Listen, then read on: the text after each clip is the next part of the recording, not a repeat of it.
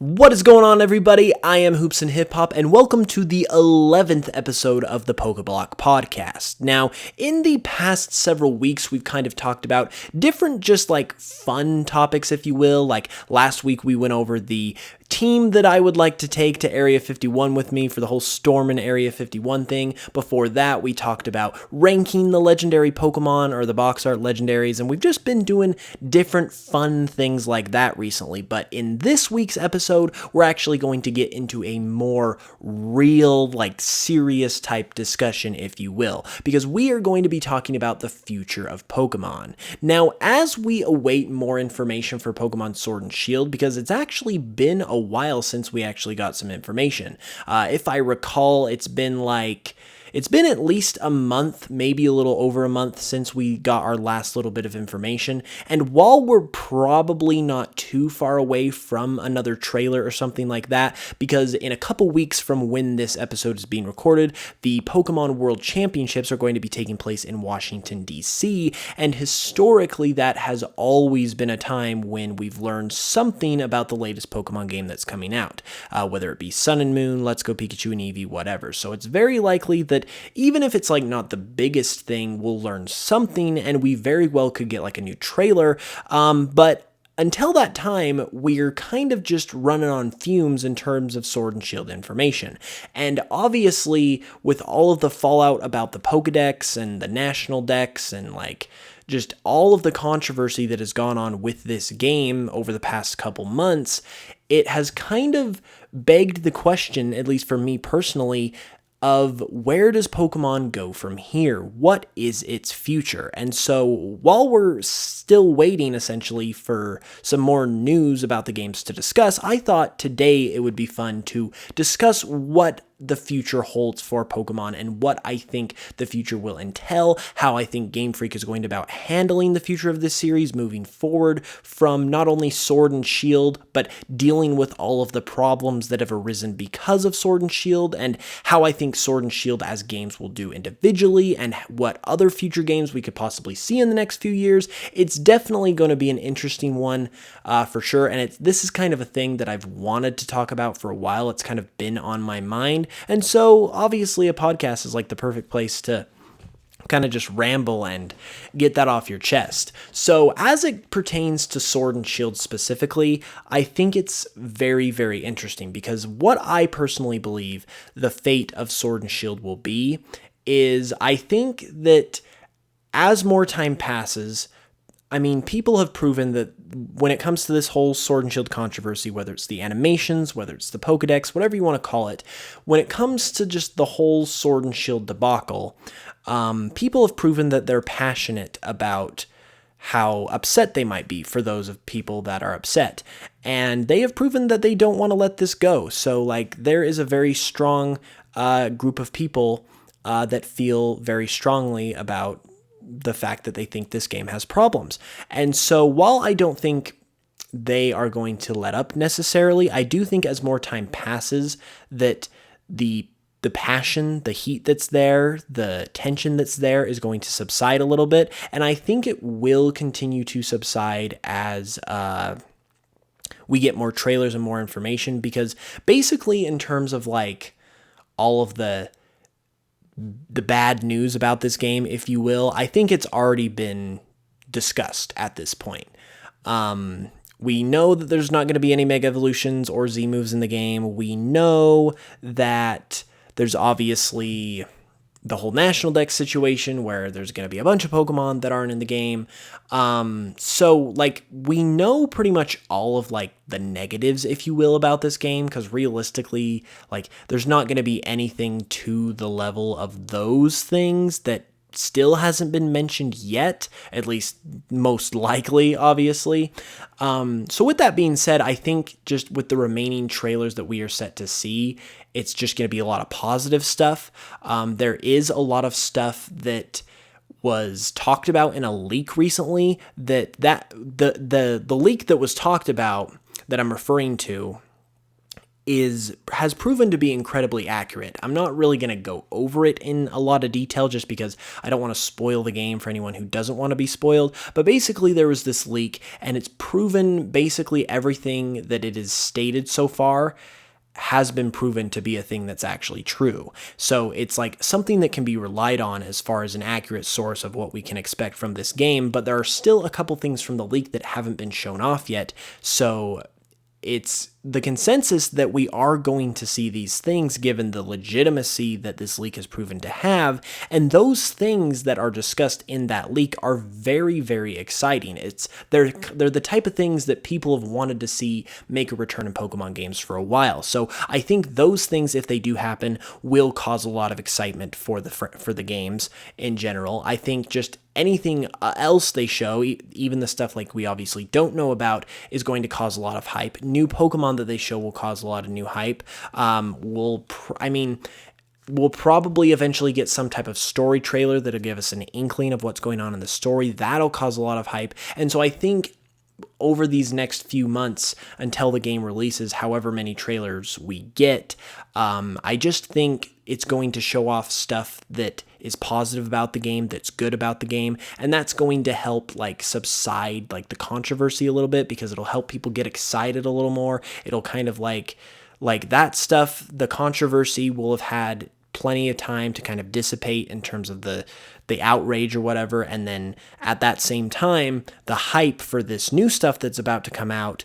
will kind of pick up, and we'll kind of be able to ride a wave like we're so used to with Pokemon games. And that's kind of the thing that's been the most disappointing for me, that just hasn't been there with these games, is that excitement. And it's not because the games aren't amazing, because I personally think they are. I don't really have any problem with them. It's just some people obviously do, and it has just caused such an outrage and kind of has proven how toxic the community can be in certain aspects, and it's just really not made for a fun time overall, like you expect with a brand new generation of Pokemon. So that has sucked, I'm not gonna lie. But with that being said, like I said, I think it's going to dissipate. I think the hype is going to return as we get more information. And then once the games actually come out, I think that's where these games are really going to be able to shine the most, because even if there are people out there that are criticizing this game, so many of those critics are still going to pick up the game regardless, just because the curiosity is going to get the best of them.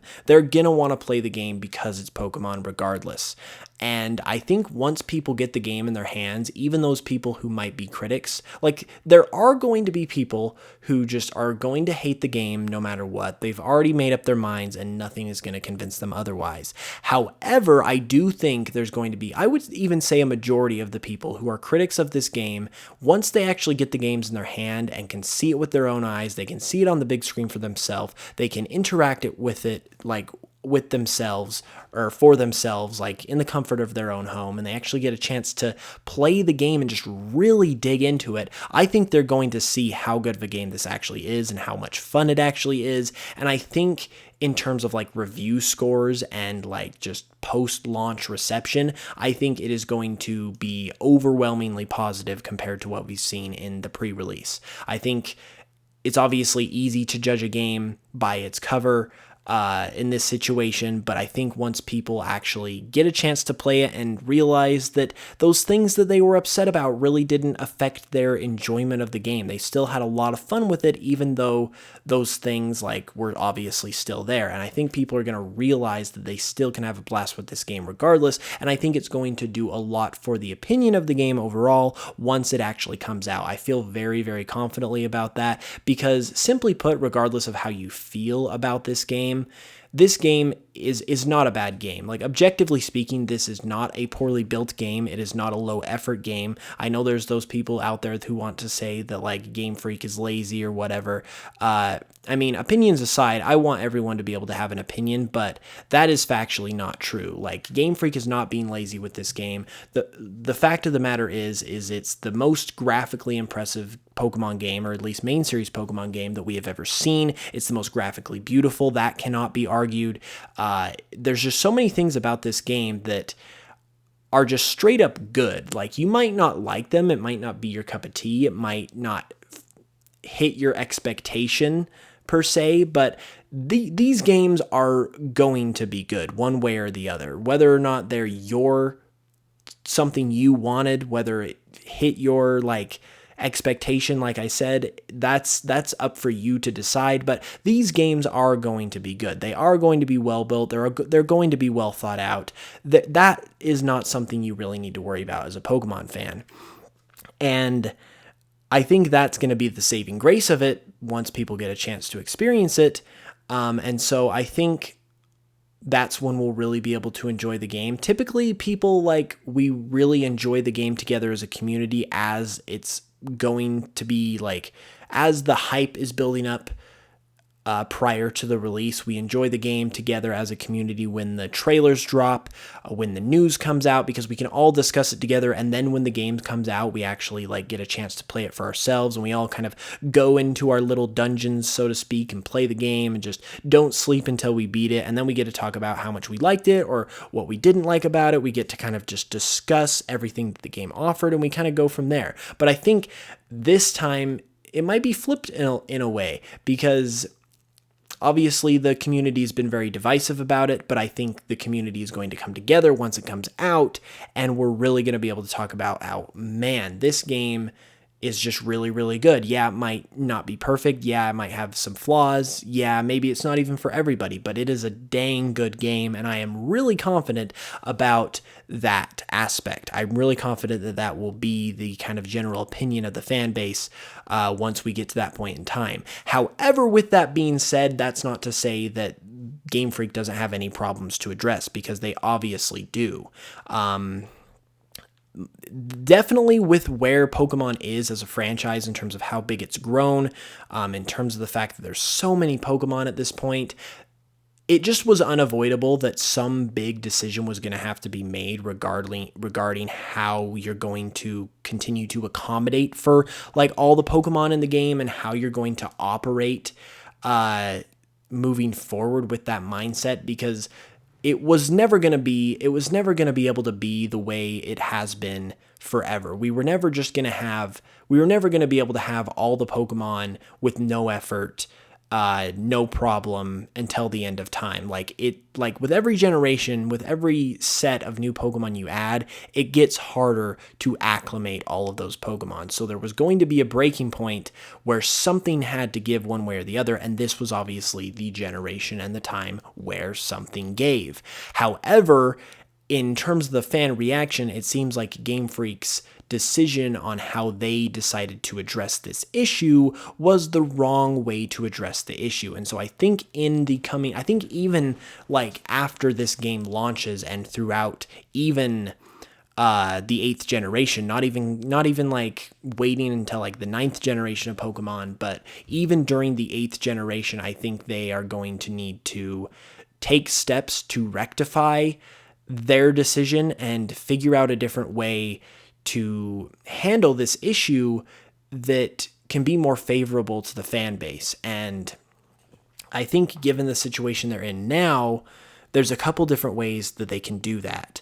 I think either there's obviously the update route, the patch route, where they essentially just periodically release a few new Pokemon every month, 2 months, whatever, for maybe a year, and then after a year or so, all the Pokemon are available in the game. Realistically, I think that would be the best way to do it, because we see so many games nowadays, you could say Smash Bros. Or Splatoon 2 is another one that does it a lot, where they release the game in kind of a base form where it's not like it's bare bones or anything, but they release it with the intent to release more content down the road, just to kind of keep things fresh. And they do it all free. It's not like it's paid DLC. It's free updates where every month or so you get some type of new content to kind of just freshen up the experience. And that would honestly be perfect for Pokemon, because if you can imagine every month or so you get a batch of 50-ish new Pokemon, and then that runs for maybe a year or 6 months, and then after that point in time we have all the Pokemon.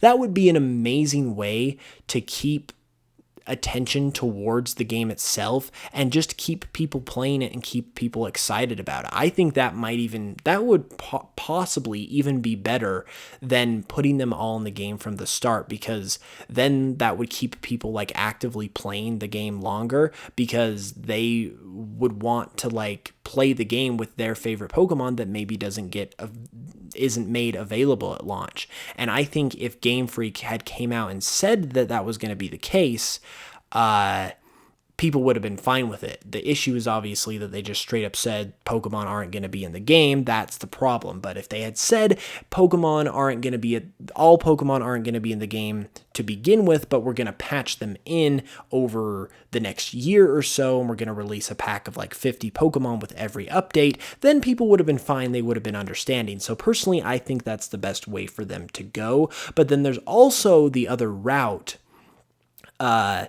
that they could also bring in the rest of the Pokemon with the next big game that they launch in this generation, which is very likely to be a Diamond and Pearl remake. It could either be the Diamond and Pearl remake, or it could be the third, like, updated version of Sword and Shield, which frankly, like, we could very well see that type of game, but I don't think that would be a good way to address this problem, because then people will complain that you should have just released the updated version as the base version or whatever, blah, blah, blah. So I think if they wanted to do this sort of situation where they brought the rest of the Pokemon in with another game, they would want to do it with a Diamond and Pearl remake. And this is actually something that we have seen in the Pokemon franchise recently, because with Generation 6, we saw Pokemon X and Y that had so many Pokemon available just within the game itself that you could catch, and then Omega Ruby and Alpha Sapphire introduced the rest of the Pokemon that weren't available in X and Y, and then between the two, you were able to catch all of them. I think that's something that could happen here as well, where obviously Sword and Shield has its base, let's say 500-ish Pokemon that are available within the game, and then the Pokemon Diamond and Pearl remakes bring in the next 400 or whatever, and then between the two you have all of them, and like an update for Sword and Shield is released when Diamond and Pearl remakes come out, so it can accommodate for the rest of those Pokemon. I think that would be a fine way to go about it as well. And speaking of the Diamond and Pearl remakes, I obviously can't say for sure whether or not Game Freak has these just waiting in the wings and has them actually being made right now, but it's reasonable to suspect that they do, given the fact that everyone wants them. They've even acknowledged on social media before, earlier this year, the whole Sinnoh confirmed meme that's been going around with all of the requests for a Diamond and Pearl remake. So they know how badly fans want the remake, and there's frankly just almost no doubt whatsoever that it's being worked on and that it's going to come, and it's going to come fairly soon, just because it would be stupid if it wasn't, especially because we've had the first 3 generations of Pokemon remade, and also just because of how badly fans want it. So I don't think there's any doubt that it's coming, and frankly, I don't think that it could have come at a better time than right now. Like, I think it is pretty likely that it's going to come out either next year or the next year after that, within the next couple years. And just given the timing of everything that is going on right now with Sword and Shield's controversy and just how bad people want a Diamond and Pearl remake, I think it's kind of ironic that there is literally no better time for a Diamond and Pearl remake than right now, because that is kind of going to be Game Freak's saving grace if they do indeed release it within the next year or so, because it's going to be the kind of thing that causes everyone to just forgive Game Freak and makes them fall in love with Pokemon again, because people are just dying for Diamond and Pearl remakes, and these remakes are going to be, in terms of just graphical fidelity and just the level of a remake in terms of what it is based on versus like how far ahead it's jumping in terms of just like quality or whatever, it's going to be the greatest Pokemon remake we've ever seen, because we're going to go from the 2D sprites of the Nintendo DS, where it was basically like 16-bit, to full HD on the Nintendo Switch in 1080p, and obviously the graphics are going to be like fully proportioned. It's going to be that Sword and Shield art style where like everything is like it's basically like fully proportioned, as opposed to something like Let's Go where it's more like chibi-ish. So it's going to be a remake that is just going to be phenomenal in and of itself, but it's going to come at an amazing time if this does indeed happen, to where it's going to basically save Game Freak's butt, because it's going to make everyone forget about this controversy that's going on, because they're going to finally have the Pokemon Diamond and Pearl remakes that everyone has been wanting forever. And so I think that is just gonna be such a saving grace for Game Freak if it does indeed happen that way, which I think it's fairly likely to happen that way. And so if they decide to bring in the rest of the Pokemon with the Diamond and Pearl remakes, that just makes it all the more sweet. But one way or another, whether it's through patch, whether it's through another game, they've obviously got to address this issue. They've got to change their philosophy on how they want to tackle it, because it's clearly not going to work. You can't just make this decision, see the outrage that it's caused in the community, and then just move forward with that as your design plan for the next 5 to 10 years. People are just not going to put up with that, and there has to be something done to make amends one way or the other. And I think Game Freak is smart enough to obviously figure that out. They've shown in the past that they will listen to fans. They've shown in the past that they are willing to accept criticism and stuff like that. So I think the problem, I wouldn't say the problem is necessarily going to go away, because like I said, the Pokemon franchise is just too big to be able to just sustain itself no problem with every single release. There's definitely going to be more work that needs to be done in order to accommodate all of these new creatures and monsters and just the size of the franchise overall. But I think they will definitely take steps to improve their approach to dealing with this issue. And I think come the end of Generation 8, it will all be sorted out, and this will kind of just be a bad memory, and we'll be back to playing Pokemon and being excited for Pokemon the way we all know and love. And it might be a little different. Like I said, if we get the whole patch update model where we get 50 new Pokemon every month for 6 months, and the Pokedex is completed that way, and that's kind of the new standard, or if we just get half of the Pokemon in one game, half of the Pokemon in the other game of every generation, and then they come together to create the full Pokedex. Like, one way or the other, it's going to create a new experience, but I honestly think it's going to be fun. Like, these are just growing pains that the franchise needs to grow through, whatever. These are just growing pains that the franchise needs to go through, because it's at a point that is so like monumental for it in terms of being introduced now on a home console. So this was kind of inevitable in a way, and yeah, it might hurt, it might suck right now, but Game Freak is going to figure it out, and I think what's to come and like what will be learned from this in the future is only going to make the franchise that much greater, which I am really, really excited for. And like I said, if it does indeed shake out that we get Diamond and Pearl remakes next year, and they are the saving grace of the franchise, and it just makes everyone just forgive and forget about this whole thing, and they literally just save the day for literally the entire Pokemon series, I think that would just be the most poetic thing, considering how badly people have wanted those remakes anyway. But one way or another, it's going to shake out, and it's all going to be fine. But one more thing I wanted to talk about in terms of the future of Pokemon before we sign off here are the Let's Go games and the possibility of more Let's Go games. It was recently announced that as of June 30th, Pokemon Let's Go Pikachu and Eevee have sold nearly basically 11 million copies, which, if you consider the fact that these games came out in November, which is like a little over half a year, it's been over half a year, a little over half a year since that time. Apologize for my phone. I really need to silence that. Like, I have not learned my lesson. That's happened a couple times. I'm sorry for being unprofessional. I really should learn my lesson. But anyways, as far as the Let's Go games are concerned, they've been out for a little over half a year. They've sold 11 million copies. And at the time they were released, before Smash Bros came out, because I mean, Smash is Smash, but at the time they were released, they were the fastest selling Switch games of all time. 11 million copies is nothing to snuff at, even by Pokemon standards, especially when you consider that the Switch is still a fairly young system that still has its user base growing and growing. I'm not sure how many people own a Switch right now. I want to say maybe 30 million or something like that. Somewhere around those numbers.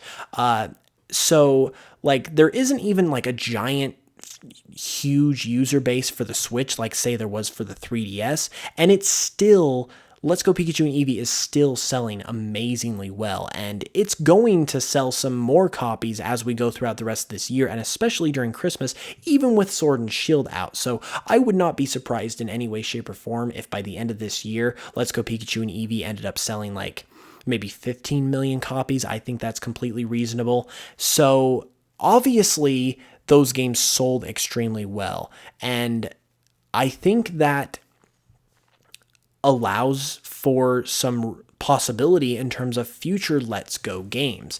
And I personally just cannot tell you guys how badly I would love to see a Let's Go Johto game. People were kind of divided on the Let's Go games in terms of the hardcore fan base, because some people didn't like the new mechanics they introduced with the Pokeball catching mechanic. They didn't like how many features were stripped, like abilities and held items and things like that.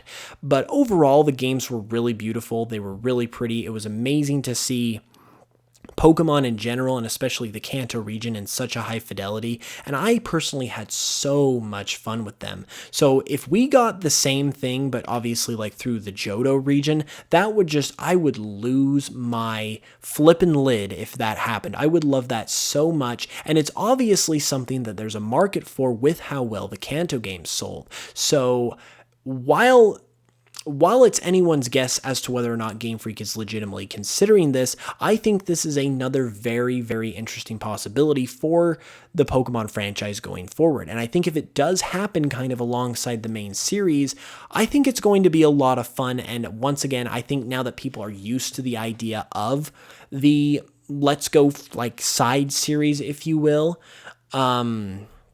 that there's not going to be such a strong reaction to the differences of it like there was with Let's Go Pikachu and Eevee, and people are going to be able to just enjoy it for what it's worth. And I think that will cause it to perform even better, because there won't be so many people that are on the fence or unsure or anything, and I think it'll just do really well. The only thing that I see as being a potential problem with it is that it's obviously a remake series, but we also have the standard remake series that consists of Fire Red Leaf Green, Heart Gold Soul Silver, Omega Ruby and Alpha Sapphire, and then obviously the inevitable Diamond and Pearl remakes. And so I do see a little bit of potential conflict there in terms of balancing the releases of the standard remakes versus the Let's Go remakes. It's kind of hard to figure out how they would do all of those, especially in a year, especially in a year-by-year release schedule, where, say, you have Pokemon Sword and Shield releasing this year, and then let's say you have